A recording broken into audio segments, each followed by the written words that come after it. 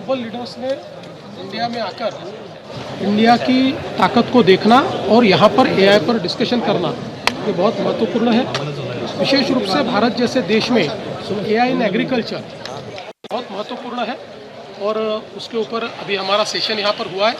महाराष्ट्र ने इसमें एक बहुत ही गति ली है और उसी को शोकेस करने का प्रयास हमने किया। सर, राहुल गांधी बोल रहे हैं कि ये शो ऑफ है, आप इनको क्या कहना चाहेंगे? देखिए, मैं इतना ही कहना चाहूँगा कि सबसे ज़्यादा एआई की ज़रूरत उनको है, क्योंकि कई बार जब ह्यूमन इंटेलिजेंस निग्लिजिबल हो जाता है तो एआई सपोर्ट कर सकता है। सर एक प्रश्न असा आहे, महाराष्ट्राने पहिल्यांदा प्रयोग केला की ज्यामध्ये महाराष्ट्राचा ॲग्रिकल्चरचा जो प्रयोग आहे त्याचं देशामध्ये कौतुक झालं आणि महाराष्ट्राच्या प्रयोगाचं कौतुक झाल्यामुळे आज महाराष्ट्राने शेतीविषयक एआयचं एक प्रकारे नेतृत्व घेतलेलं आहे। कसं पाहता तुम्ही याकडे?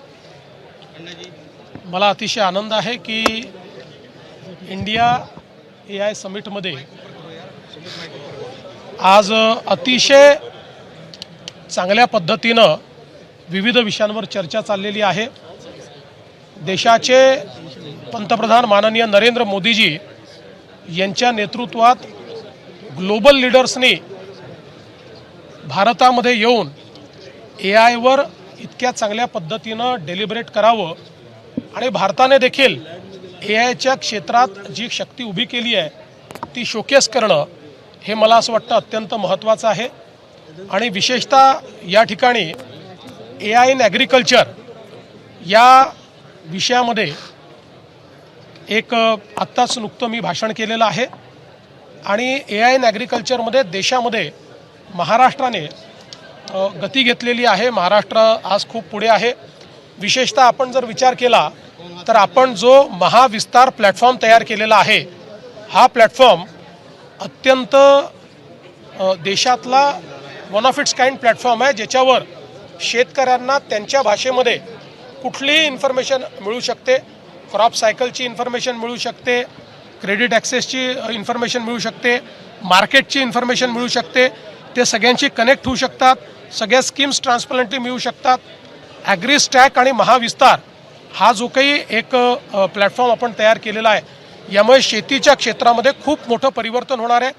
विशेषतः जी काही आपल्या इथे पेस्ट कंट्रोलचा विषय असेल, क्लायमेट ॲडवायझरीचा विषय असेल, या सगळ्या विषयात अतिशय अचूक अशा प्रकारची इन्फॉर्मेशन आपल्या शेतकऱ्यांकडे पोचणार आहे। आणि जो काही आपला महाराष्ट्राचा महाविस्तार आहे हा केंद्र सरकारने देखील ॲप्रिशिएट केलेला आहे आणि म्हणूनच महाराष्ट्राला हे सेशन देण्यात आलेलं आहे। सर या सगळ्यामध्ये कायम जेव्हा एक प्रश्न निर्माण होतो की कुठलंही नवीन इनोव्हेशन आलं की शेतीमध्ये काय होणार, कुठलाही नवीन करार झाला की शेतकऱ्याला कोण वाचवणार, आणि अशा कठीण निर्णायक विषयामध्ये जेव्हा महाराष्ट्र लीड घेतोय तेव्हा तुम्ही काय सांगाल की 2 मिलियन फार्मर्स हे आज महाराष्ट्रात महाविस्तार वापरतात?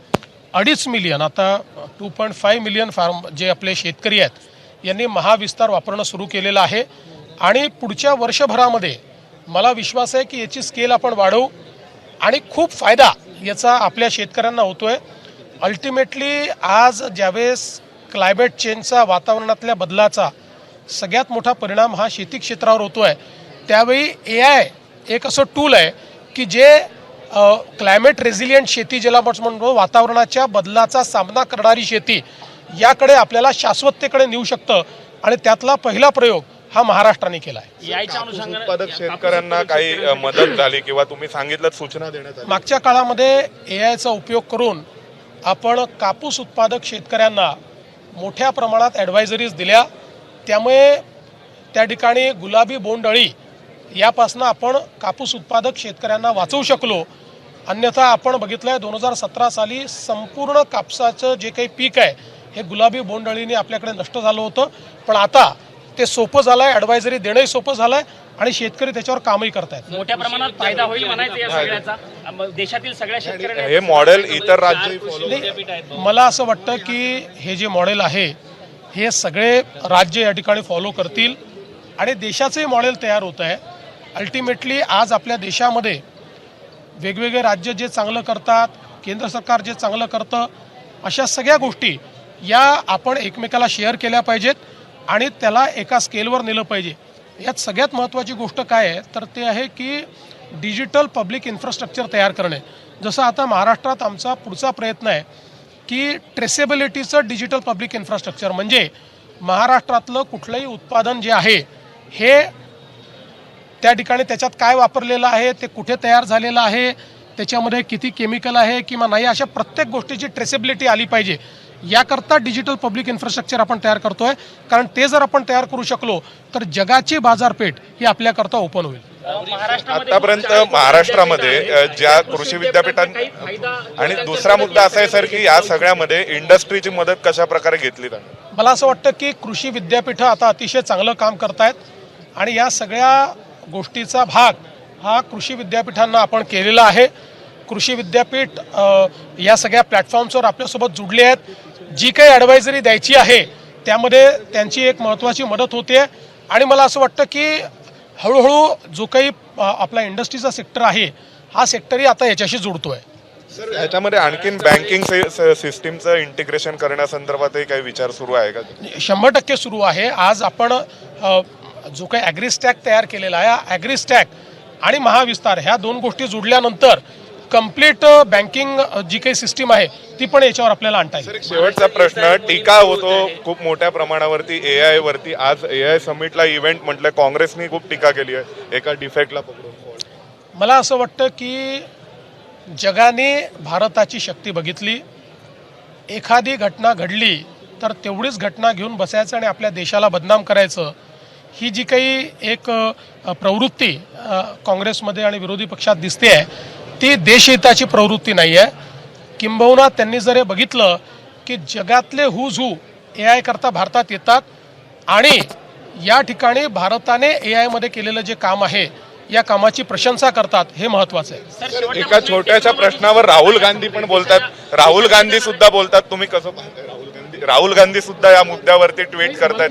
मला असं वाटतं की अनेक वेळा जिथे ह्युमन इंटेलिजन्स निग्लिजिबल असतो त्या ठिकाणी ह्युमन इंटेलिजन्सला सपोर्ट करण्याकरता देखील AIचा वापर होऊ शकतो. त्यामुळे राहुल गांधींनी रिस्पॉन्सिबल AIचा वापर केला तर ते असं बोलणार नाहीत. धन्यवाद सर. आपल्या सोबत होते महाराष्ट्राचे मुख्यमंत्री देवेंद्र फडणवीस, ज्यांनी राहुल गांधींच्या अनुषंगाने म्हटलेलं आहे की ह्युमन इंटेलिजन्स सोबत आर्टिफिशियल इंटेलिजन्सचा जर वापर केला गेला तर त्याचा उपयोग अधिक चांगला होऊ शकतो. व्हिडिओ जर्नलिस्ट वेद पांडेसह सोमेश कोलगे, ABP माझा, नवी दिल्ली. तर मुख्यमंत्री देवेंद्र फडणवीसांशी संवाद साधलेला आहे आणि त्याच्यामध्ये त्यांनी कृषी क्षेत्रामधील AIच्या वापरासंदर्भात सविस्तर भाष्य केलेलं आहे. कृषी क्षेत्रामध्ये AIचा वापर हा कृषी क्षेत्राला खूप फायदेशीर, शेतकऱ्यांना खूप फायदेशीर ठरणारा आहे. महाविस्तार संदर्भात देखील त्यांनी भाष्य केलेलं आहे. ABP माझा, उघडा डोळे बघा नीट.